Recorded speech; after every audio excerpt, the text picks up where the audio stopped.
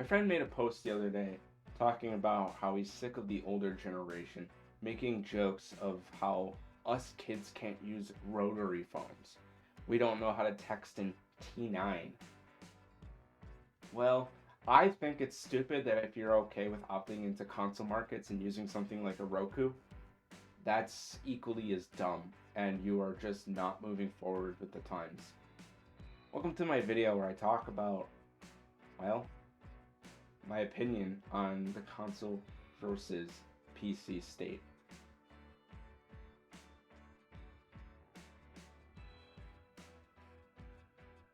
There aren't many things in this world that annoy me more than the console war. What people don't understand is how manufacturers and corporations can completely manipulate you into butting heads with your fellow peers. This is annoying, and I very often leave comments on posts and on videos stating my disdain for videos built around perpetuating this PC versus console, PS4 versus Xbox, Nintendo hierarchy nonsense. There is no reason why we allow these kinds of things to take place. Exclusivity is one of those things that we as gamers should not just be okay with. Technology wars are a thing of the past. We have moved forward so much. There is no reason for us to be making dedicated gaming boxes that you sit in your living room like a fancy Roku, or there's no reason for you not to be able to access those things if you choose to play something on a PC. A lot of people are going to sit there and say that I'm PC hierarchy boy. I prefer my PC over everything else. Well, I'm here to tell you that that's not only stupid, but also incredibly wrong. I have quite a large collection of consoles. In fact, I think I have every console under the sun except for the modern generation. Because I switched to PC at such a young age, yes, I did choose to play PC, but that did not stop me from going to day one release of the Xbox. A lot of you don't know just how old I am, and I've made it very clear that I am not a young man. I have not been a young man for a long time. I've experienced video games from the worst to the best. I've seen the fall of the GameCube reaching only $22 million sales and what that meant for the community and the market. When I saw the PS2 selling at 122 million sales, I understood that as somebody who was looking into the future of gaming, it was still better for me to be on a PC. And you might be wondering, well, how can you make such a snap judgment? And the reality is, while the PS2 sold 122 million consoles, the fact of the matter that over the course of the last 10 years, way more computers have been sold. Personal computers have been sold for an extremely long time. And with add-in cards like Glide cards, Voodoo cards, and even better into the AMD series, many people were able to just pick up a simple graphics card, slot it in, add drivers, and enjoy PC gaming for what it was. But like I said, this is not a video dedicated to my love for PC or my preference for PC. Consoles have plenty of attributes as well. I just don't know what they are. If it's the Wii and its motion controls and its massive sales, well, Dolphin emulated their bar on PC almost a couple weeks later. And in fact, the majority of my Wii experience was using a PC because Dolphin Emulator was able to capture it and do it right away. And there's that word that triggers so many people, emulator. Well, do you even know what an emulator is, or do you just pretend that you know what an emulator is? Let me give you a little bit of a life lesson here. When somebody mentions emulators and you jump to the idea of piracy, you're wrong. You're just simply wrong. Many emulators are built on their own unique code in order to execute the code of a video game. And at the end of the day, if you choose to purchase that video game and add it to a physical or digital collection, and you can prove that you own that game without a shadow of a doubt, what does it matter what you play it on? See, that's the epitome of my entire problem with this PC versus console, PS4 versus Xbox, Nintendo hierarchy bullshit. The fact of the matter is that these are all just computers in their own right. Every single one of these devices is just that. Hardware that includes a CPU, a hard drive, if it has a hard drive, but a motherboard, a BIOS, some simplified GUI or GUI if you prefer.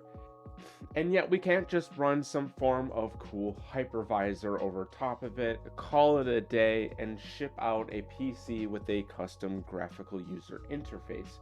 Because at the end of the day, when you take a look at your Xbox Series X, all you're looking at is a dumbed down PC. And I'm not kidding when I say dumbed down, I mean dumb down.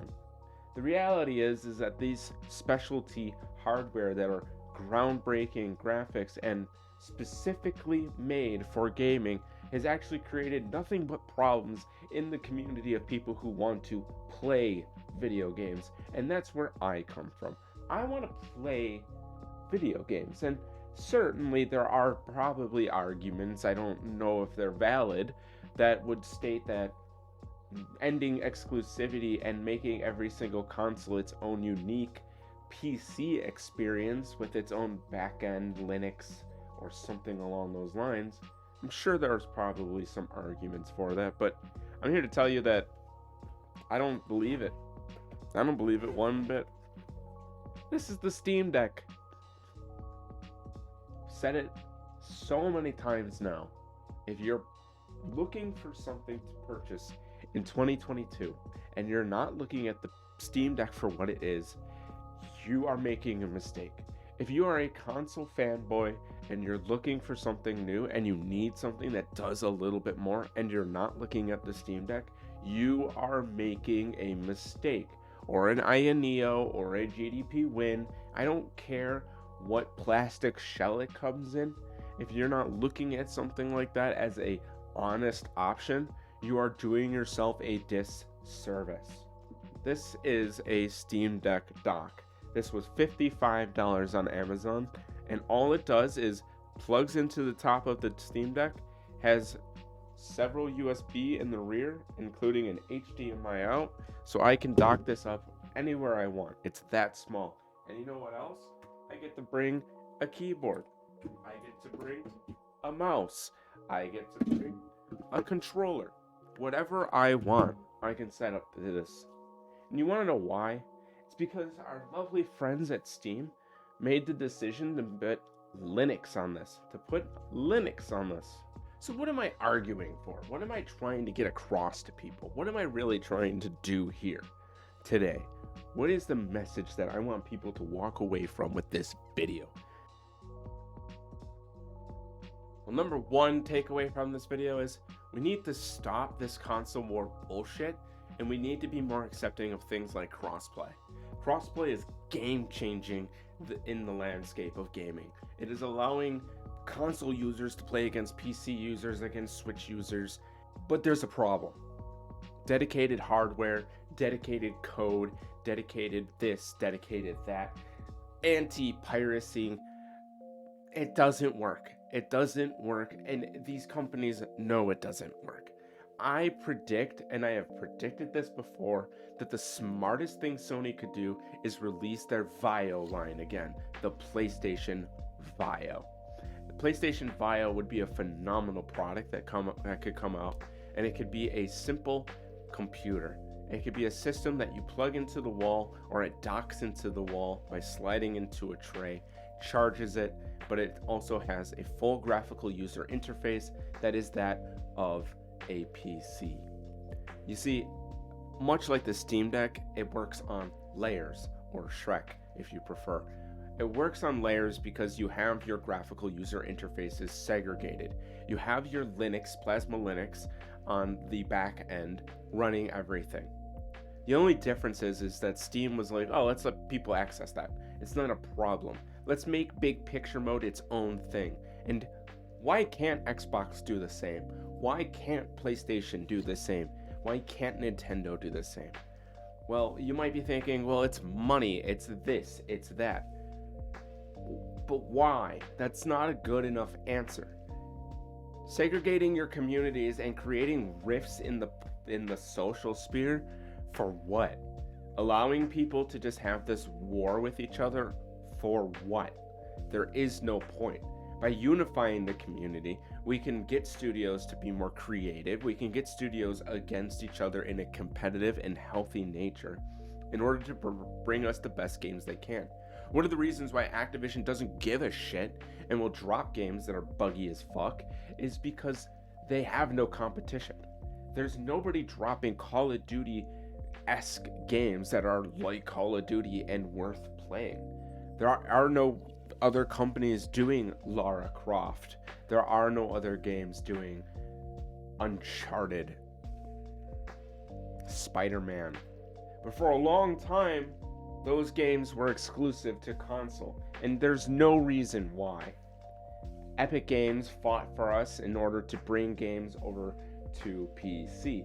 And I know a lot of people seem to have this I don't like that mentality, or I don't like Epic mentality. I'm not saying Epic's perfect. Guess what? Nobody fucking is. Everybody makes mistakes. But at the end of the day, you need to recognize the good for what it is, and recognize that Epic has completely transformed the PC landscape and is a company worth subscribing and supporting. They're going after Apple. They're going after all these companies for the ridiculous things that they do. I wouldn't be surprised if we continue to support Epic that they go after Google. Creators on the mobile space have been pushed down for way too long, whether it's by the community or now by corporations. The fact of the matter is that Google and Apple take a massive chunk of change from developers on mobile. There's almost no incentive to release games on mobile when like 25% of your in-game sales and your game go to Google or Apple just to carry that product. And if you want to do an independent release, well, you can't, because Google and Apple will do everything in their power to make sure you can't privately release an APK or a whatever an Apple file is. Not that you can put it on an Apple, because it's so locked down and anti-user friendly. Things like the PlayStation Vita had an opportunity to be so much better than it is, but Sony wanted to keep a stranglehold on that product and lock it down tighter than they could. They wanted their own peripherals that only work with their product, memory cards that only work with their product, and ultimately this just hurt the consumer. It made the product less viable as a product. But the reality of the situation is Sony had something huge. PlayStation Vita could have been the Steam Deck of a generation. However, PlayStation only wanted it to run their titles. It nearly exclusively worked with Sony products. Very rarely did you see third parties, Microsoft, Nintendo, anybody even glance at the PlayStation Vita, and that ultimately became its downfall. The lack of games in the Western sphere, obviously it had tons of games, but it didn't have the golden egg games that would have sold that console. And the fact of the matter is you couldn't dock it up, you couldn't set it up to a screen, you couldn't do this, you couldn't do that. It was locked down. This technology was there. Many people believe that this technology just wasn't there. You're wrong. It was completely there. There were bootleg consoles coming out of China that used external controllers in USB and allowed you to do all kinds of unique stuff using basic Android at the time, which I believe was like Lollipop 6. GameCube ゲームキューブゲームボーイアドバンスのソフトがテレビでも遊べるゲームボーイプレイヤーがセットでお値段据え置き19800円夏をとことん遊んじゃおうエンジョイプラスパック One of the biggest things that the community of modders can do moving forward is finding ways to put Linux on stuff. Full-blown, complete Linux with drivers, or finding driver code and building drivers from the ground up. We have done this custom firmware dance for so long, and it's great, don't get me wrong. I have stated in the past, and I will state it again, mod your consoles. Mod all of your consoles. Back up your games. Get all of your identifiers. Get all of All of it. Get your certificates, get everything, back up your consoles. Because at the end of the day, when these companies decide your product isn't worth it anymore, it gets bricked. You can't access the internet, you can't access the online store, you can't download the games you have paid for. There are people making jokes all over the place about my channel having 22 terabytes. Yeah. What else am I gonna do with all the downloaded games from my PS3 and my Xbox that can't be accessed anymore due to mundane and stupid reasons? The fact of the matter is that the Steam Deck, the Aya Neo, the GDP Win are the greatest investments that a console gamer could do. Right now, the smartest thing that you could do as a consumer, especially if you're looking into getting a console like a PS5 or an Xbox One, is to take a look at different products. Because there are so much more. If you're limiting yourself to these 3 game spaces, you're already looking at it wrong. And I'm not going to sit here and say you're not a gamer, or maybe these consoles are perfect for you. You're only looking for FIFA or Madden or Mario Kart or Call of Duty, and an Xbox just makes sense to you because that's the only game you plan on playing. Fine, completely fair. However, I would wager a guess that maybe a Steam Deck would still be better for you since you can access all of those games from one device. You're not limiting yourself to anything. Sure, there's a little bit of overhead in learning, but have you seen the modern age? Have you been on YouTube in the last 10 years? Everything that you need is available here on YouTube. If you want to know how to emulate things properly, if you want to know how to dump a game properly off of a console, if you want to know how to move files around and save files around and get your Steam Deck running Emu Deck and all these other things, it is available to you on day one. You have access to it right away. Not only that, but the Steam Deck can just switch SD cards on the fly. So at a whim, you have access to just whatever you want. My Steam Deck, I carry around 1 terabyte and 512 gigabytes of data. I carry that around with me, with the internal storage also having another 512 gigabytes of data. This was cheap. Grabbing a 1 terabyte SD card for emulators and another 512 gigabytes for my Steam games was cheap.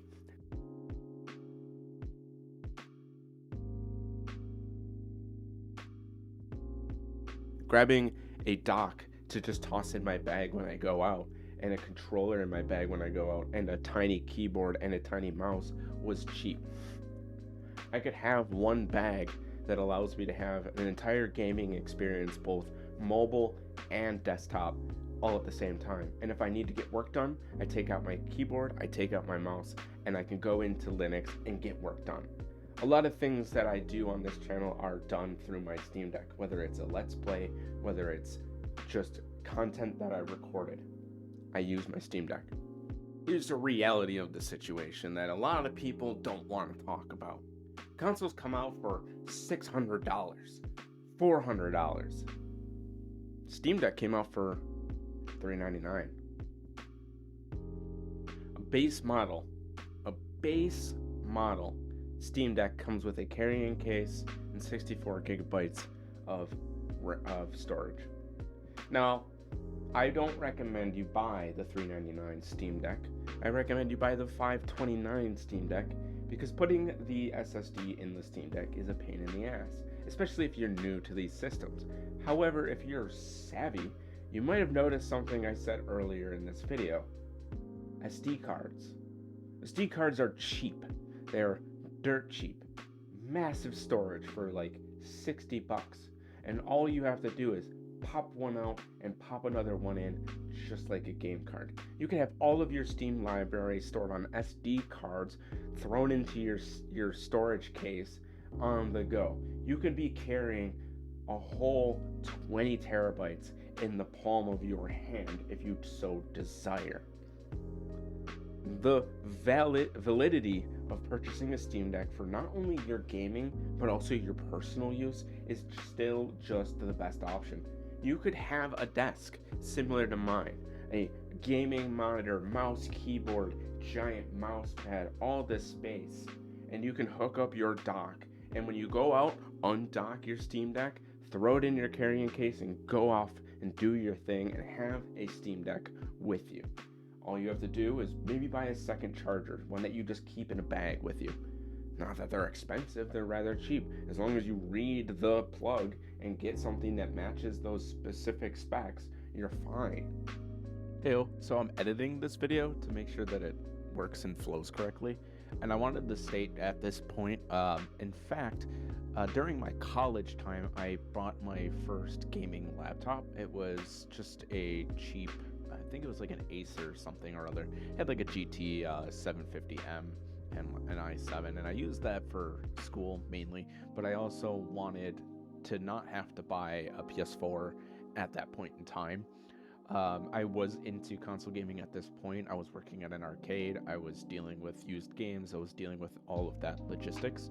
And I chose a laptop because I was going between school, I was going between work, and it was really convenient for me to just toss it in my bag, have games on the go, have whatever I needed on the go. If I had to do schoolwork, if I had to check my work schedule, if I wanted to go on Facebook, whatever, I can bring that with me.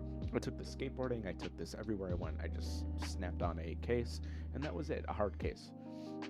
But one of the things I did do for that laptop is I grabbed my charging cable, and I made sure that I bought 2 of them. I had one at my house, I had one in the car, and then I had one in the bag just in case I ever needed one. And they're pretty cheap, and they were really reliable.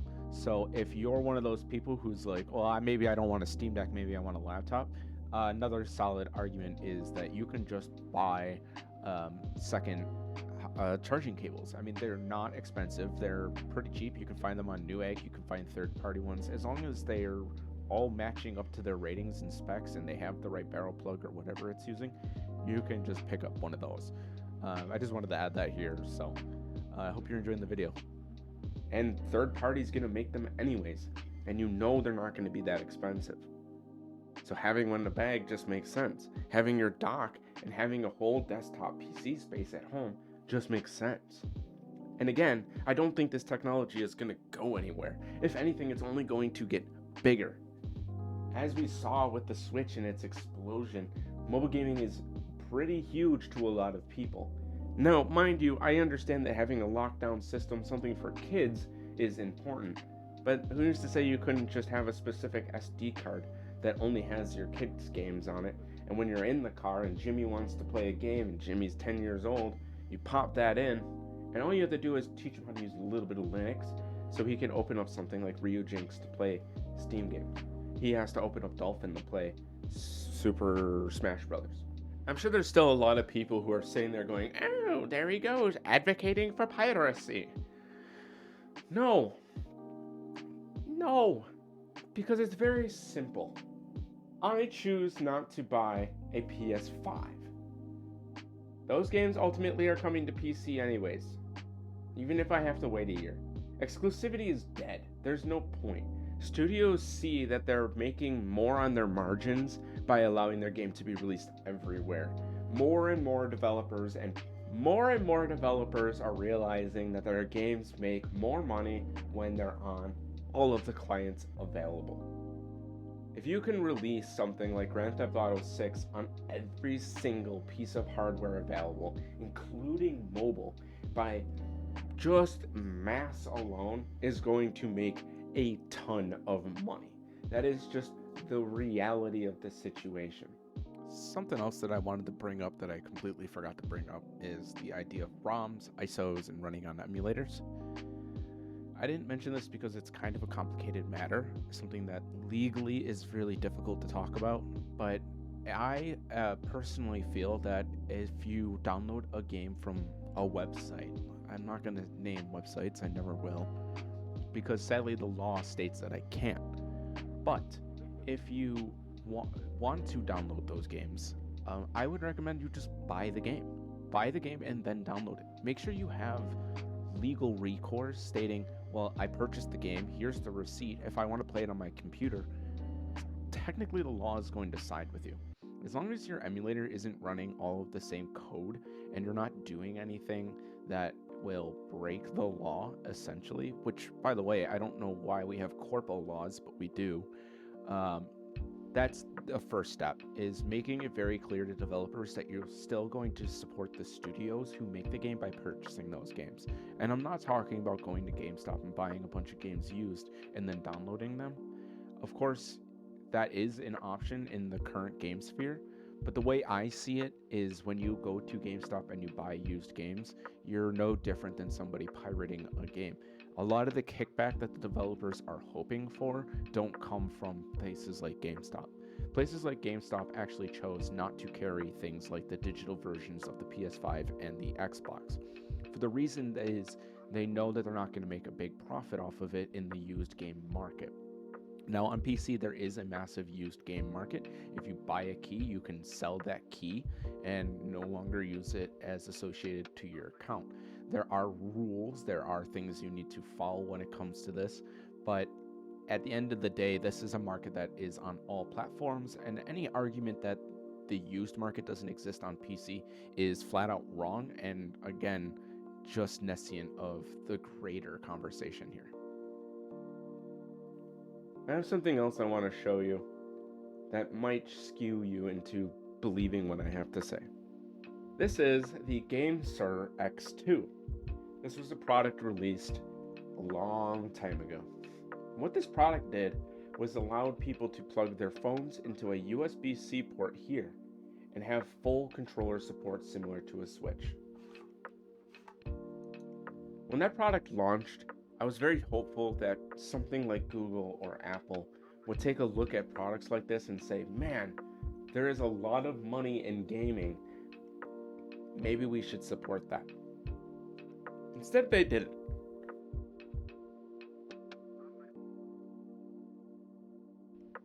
Games kind of fell flat. Not many people were playing mobile. Not many people were re-releasing games. I won't lie. I played Final Fantasy on this. I played Chrono Trigger on this. I played emulators on this. And it's phenomenal. And all it required was an okay phone. This is my phone. This is a OnePlus Nord McLaren. And this is the phone that I used to game before I had my Steam Deck. And you might be wondering, okay, that's cool. Whatever. Who gives a shit? And you'd be right. Who gives a shit? I give a shit, clearly. That's why I'm making this video. But what can mobile games do for you is also a question that needs to be answered. And that answer is remote play, cloud gaming, emulators.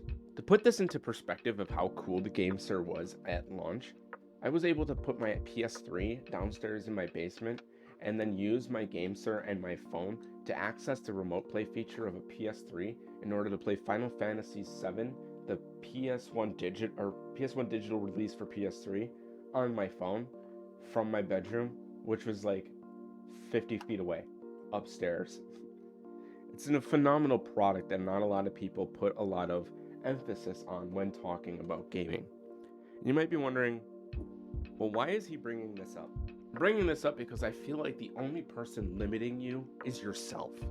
By choosing these products, you're not only buying into a very shelled off or closed ecosystem, you're buying into a war amongst people that is inflammatory and pointless. There's no reason for it to exist. You're buying into a support system for what is essentially just capitalism at this point. You're buying into an ecosystem that supports the segregation of users and media to specific systems that say, no, you can't have access to this because we don't want you to. Supporting a company like Nintendo, in my opinion, is not a good decision. They have a closed-walled garden of logic that has completely saturated their own market with bad games. And not only bad games, but the good games that they do release are in a weird state of, you can only play it on this product. And sure, you can look at this and say, well, Ian, they just want to sell numbers. And sure, maybe they want to sell numbers. But how do you sell more numbers? Getting rid of the closed garden. Before we go forward, I have this chart right here that was made on Reddit, and I want to just real quick go through it because it's going to add a little bit more information to how viewers or how people think this kind of stuff works, when in reality it's not quite that straightforward. This looks complicated, but I'll break it down a little bit for you. So here it says actual competition, which I disagree with completely. You have PS4, PS Now dominating the Wii U, competing with the Xbox Game Pass to compete with games put on Steam. On the left side, it doesn't really make any sense, mainly because this is stating that Sony leads the market, which when you look at actual figures is completely wrong. Microsoft and PC lead the market completely. And this is saying that the Epic Game Store competition is exclusives, mean that they have no reason to improve that dollar. That dollar can't be taken from them, so why bother? That's not really up to Epic. That would be up to a studio. If Epic Games is in Epic Games, the studio chooses not to update their games, that's on the studio. And Steam also has no reason to prove they can't earn the dollars from Epic's exclusives, so again, why bother? Again, it has literally nothing to do with Steam. It has to do with the studios behind it. These are arguments that are put forward all the time and are not intelligent to the actual way that these kind of things work. Sony would be the one that you would be talking about when it comes to Sony Game Studios and things like that, not PS4. PS4 is just the hardware. PlayStation Now is a completely separate division from PlayStation. That is a streaming service, and it was designed to compete with Xbox Game Pass. But Sony wasn't really worried about Xbox Game Pass in that regard. It was worried about things like GeForce Now, and it was worried about things like streaming services, like Google had their streaming service, the Stadia. Xbox shifted focus towards Steam. Not really. Microsoft owns the majority. Well, it has 1.4, 1.7 billion people on Windows alone from Windows 7 forward and things like that. So Xbox having an app on PC has been a thing for quite a while, so that actually doesn't really work in that regard. Nintendo Switch focused on making a unique piece of hardware that they could easily coexist with other systems resulted in. Also not true. That's looking at it from probably mainly an American standpoint, but China has completely different rules about products. And if you know anything about like the IQ or anything along those lines, you would know that that's just not how that works. Many Switch titles, Wii U titles were on the NVIDIA Shield over there. A lot of Nintendo games, from what I understand, are available as APKs or mobile games over there. No, the closed garden that this person is trying to argue is sadly incorrect. If we were to say only hardware, this is a little bit more correct. But even then, not really. That's not how competition works. If you want actual competition, you need to focus on graphical user interfaces, accessibility, not just game library, because the studios have their own dictated form of competition that they need to be aware of. Genres matter, music matters, artwork matters. This isn't really breaking anything down in a sense of realism. This is more a basic economics understanding, because it doesn't even take into account things like supply and demand. So I don't really know what they're talking about. I mean, I think my argument of PCs selling more is better than this. But yeah, I just wanted to bring that up after the fact. Let me know what you think, because I think this is personally wrong and kind of misinformation.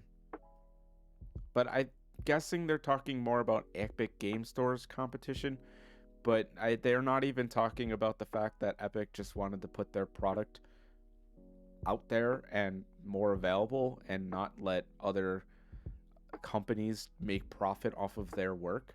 This is not accurate to the situation, to my understanding. But yeah, it doesn't seem like this thread really did well. This is from r/fuck_epic.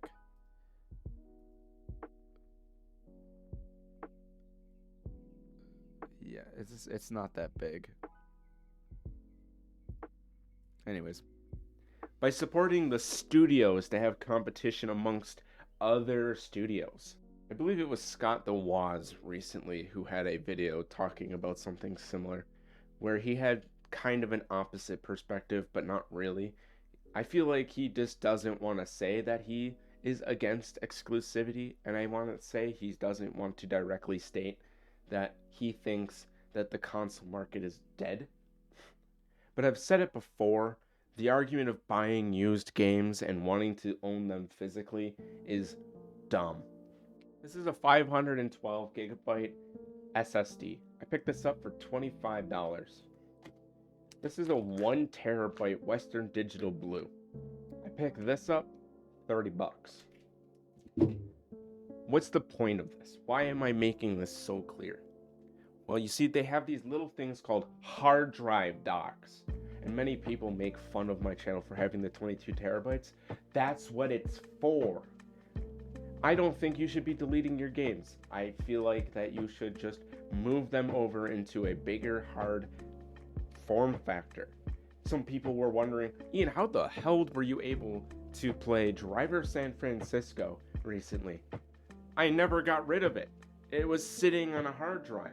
This mindset that you can't just simply purchase another hard drive and USB link it to your PC is so dumb. You can play modern games through USB buses, and as we get faster and faster, USB-C is becoming more and more viable, to the point where some people are running totally brand new games through USB-C or USB-C GPU docks on cheap laptops.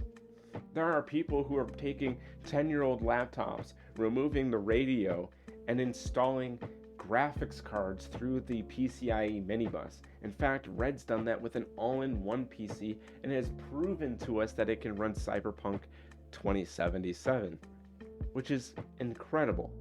Now, I consider myself a pretty intelligent consumer when it comes to this kind of stuff. Although I have this fixation on collecting and buying consoles and owning a ton of them, I mean, just in eyeshot of looking at this camera, there's a PS2 and Xbox 360. If I turn right now, there's a PS3 right there. If I turn over here, PS4, GameCube, Wii, Dreamcast, Xbox Original, Xbox 360, PSP, the list goes on. But you know what else there is a PC, a PC, a PC, and my Steam Deck, which is a PC. In conclusion, I want to wrap up my message into something a little bit easier for you to digest if you've made it this far. I know a lot of people probably stormed off or left a comment in anger without fully understanding the transparency of what I am saying. And to those people, I understand. Capitalism is capitalism, and a corporation can do whatever it wants. And people can do whatever they want. If people want to have a segregated gaming community and they want to butt heads over, I have God of War, well, I have Halo, sure. But I want you to have everything. I don't want you to have a closed garden. I want you to have access to whatever you want. I want to get rid of these crazy hypervisors and the fear of DRM. I would rather you have the opportunity to turn on your Xbox, go through a GUI and say, you know what, I kind of want to play with my friends on PS4, and just be able to switch to a different graphical user interface, something like Linux, where you can launch the games and play them through a PC-style engine. I don't think that we're moving forward as creators and as designers and gamers. I think we're moving backwards. Everything seems like we're taking 2 steps backwards into what reminds me of the Sega versus Nintendo time period. But then the Steam Deck came, and it completely changed my idea of how we represent media and what a consumer can do for themselves. I've always looked at laptops in this way, but many people just have a stigma against laptops, and that's perfectly okay. I mean, graphics cards and laptops and all these other devices aren't the fastest ever, and sometimes the utilitarianism of having alternate options isn't what you're looking for.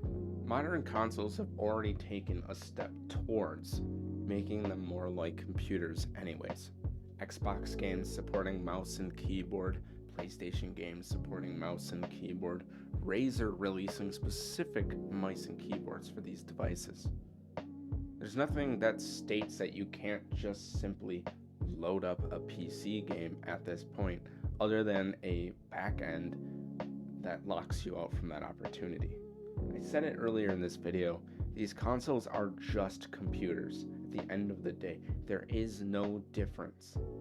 You can talk about the console war as much as you want, but at the end of the day, they're all just fancy computers and luxury items.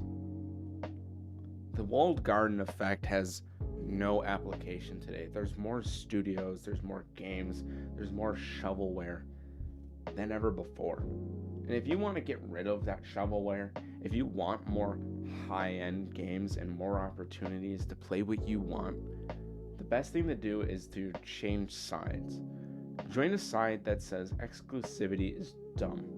Products need to be more open structured. We should have had Linux on the PS3 just like Sony said. We need to support each other as gamers.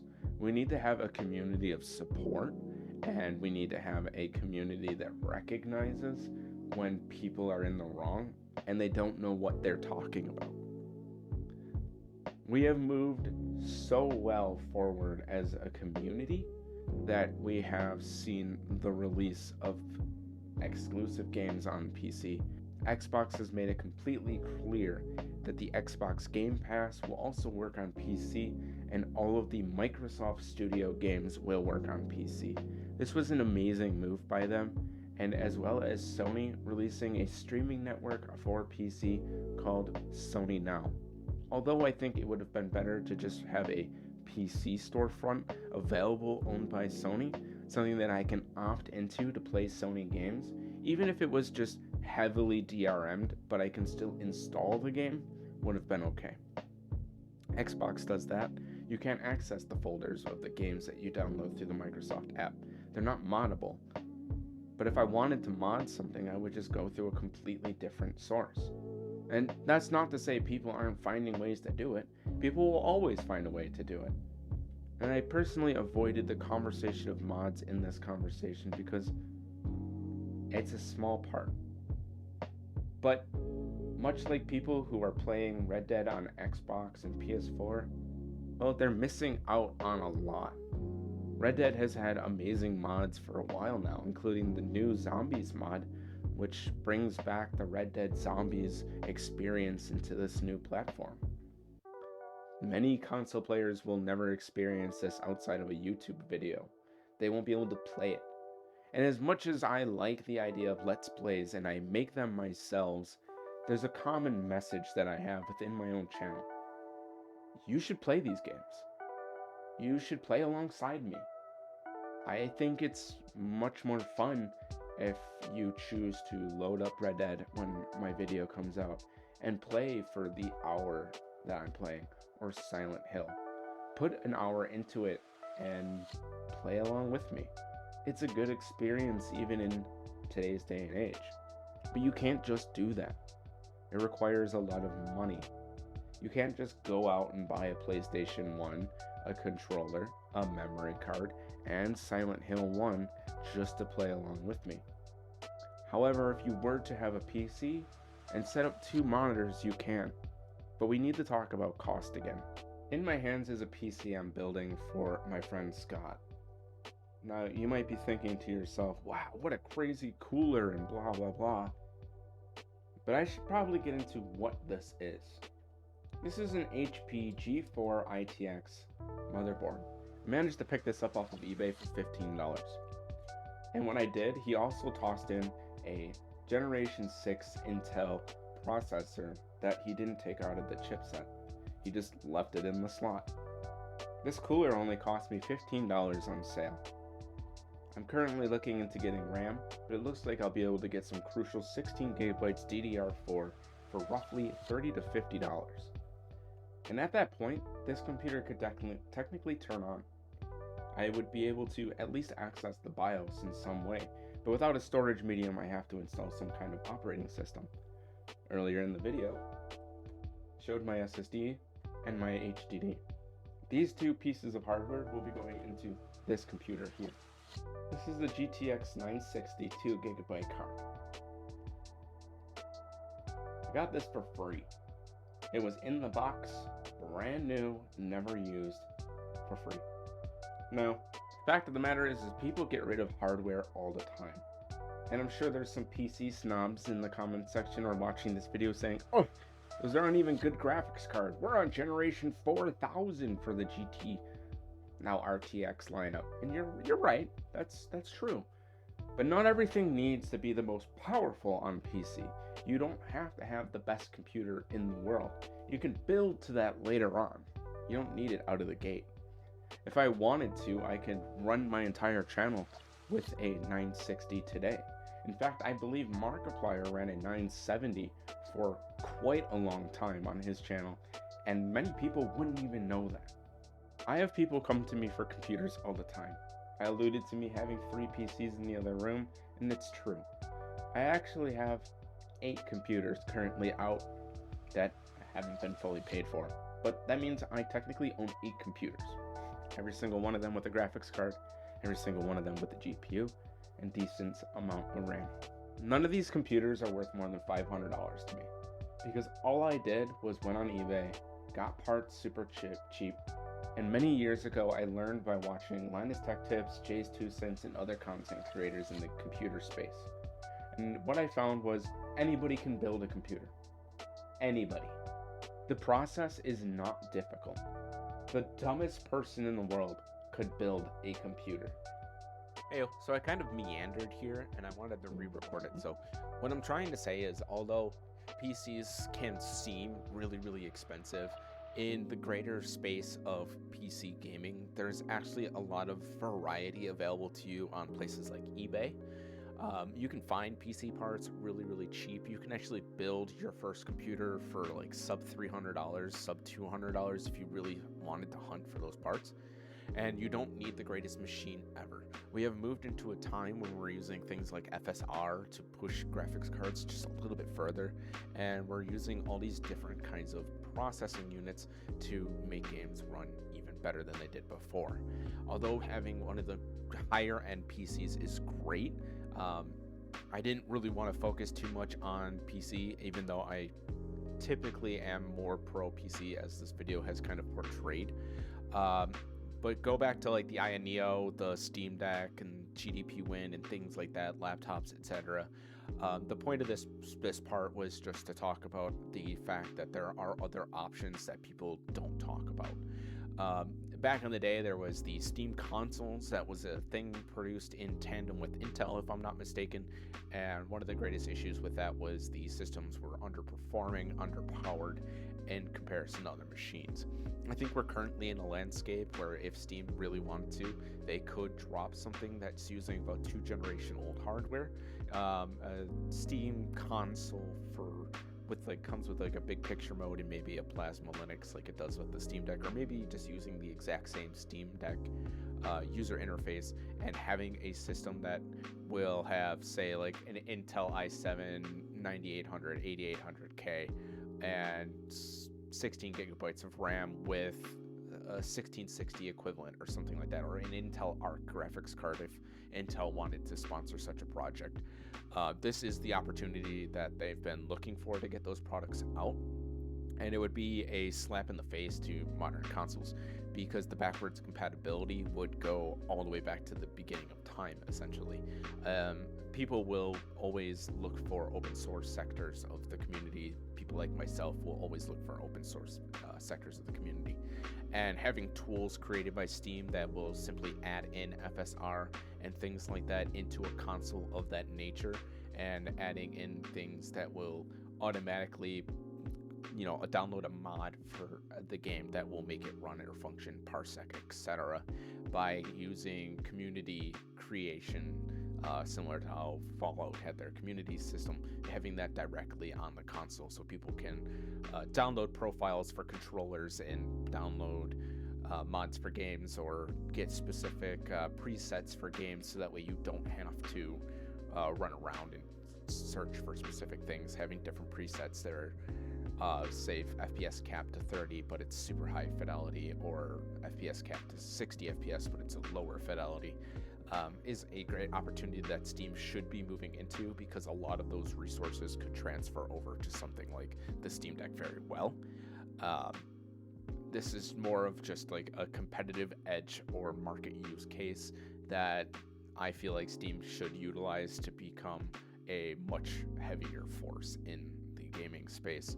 And looking at things like that, it would be really cool to see someone build something for like Android to launch Parsec or something along those lines. Take the open source hardware that is available, the open source software that is available, and allow us to launch things like Portal 2 and Half-Life and things like that on a cell phone. So that way older products like the GameSir, which has multiple products, can be reinvigorated and utilized.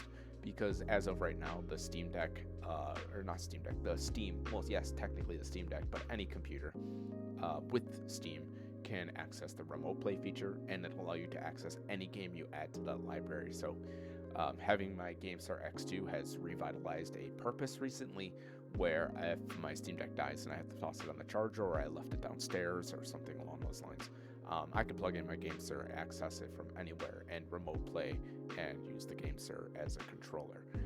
These are just intuitive ways to always have hardware functioning, to lower the cost of e-waste in your home, to not have as much e-waste is always important, and making better consumer choices is always important, especially during a time period where financially a lot of people are struggling.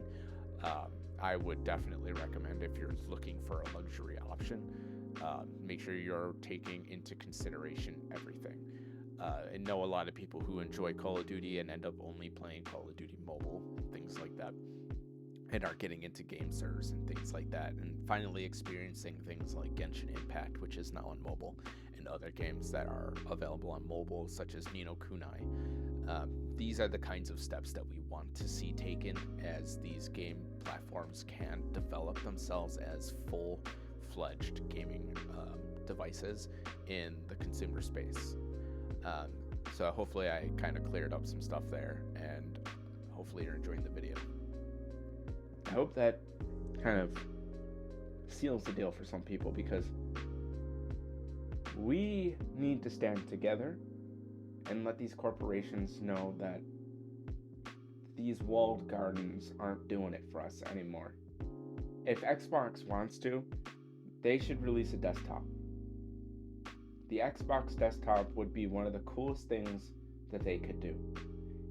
Just give us a graphical user interface and Linux. With a simple button press, a Xbox Series X could be used as a Linux PC. It could be running Plasma Linux, and it could be awesome. I could have even considered purchasing one if that was the case. In fact, I can almost guarantee you, if the Xbox Series X ever gets fully modded with Linux, I will be having one, because I want that in my collection. I want a modded Xbox like that in my collection. I think the Sony Vaio release, the PlayStation Vaio in this regard, would be such a cool laptop, one that you can close and use in clamshell mode and slide underneath your TV and use as a console experience, but then disconnect and take with you with an open up screen, a keyboard, a laptop layout, and a full Linux interface, Plasma Linux. These are things that we as consumers should be like, give me that. I gotta do my taxes. But instead we are just complacent. I am so tired of games simply not functioning because of this DRM. I am so tired of games just running like ass because one developer decided this was better for their product than this, or this system is where it should run, not this system, when at the end of the day they're all computers. Our games shouldn't be buggy. We shouldn't be okay with this. These low Metacritic scores are not okay. The Cyberpunk 2077 launch was not okay. But you know what? It's because they had to manufacture that game for so many systems. If they were all made on the same architecture of like an x86 executable, then we wouldn't have these issues. You could have your own layer of DRM within your console itself. Hardware layered DRM is completely fine. You can completely subvert the UI and the Linux, segregating them into their own partitions and launch libraries, and it would still be a better option than what we have. I don't care if the Xbox side is completely locked down. I don't care if the PlayStation side is completely locked down. As long as they have access to the better releases, and these developers can just say, you know what? I'm just going to make it for x86 because it's an ambitious title, and you're fine. It's going to run everywhere. In fact, I think it should be the producers of these consoles' responsibility to have complete studios that the game then gets passed to, and a DRM layer is added to it for those consoles. Because that's the smartest way to handle this. You want games to run well, you want them to run good, you want games to play well and play good. Join me in my effort of telling these companies that they need to do better. You deserve better. That's the whole point of this conversation, is you deserve better. But at the end of the day, it's just an opinion. I don't think anything will ever come of this video unless a massive rally in Reddit or 4chan or whatever happens and people actually boycott these products and tell them that they deserve better products. Even if Sony just released like the Vita 2 and it was like a competitor to the Steam Deck, that's a good start. And even if Xbox just was like, here's a laptop, it's a good start. But I'll see you guys in the next video. Have a good one.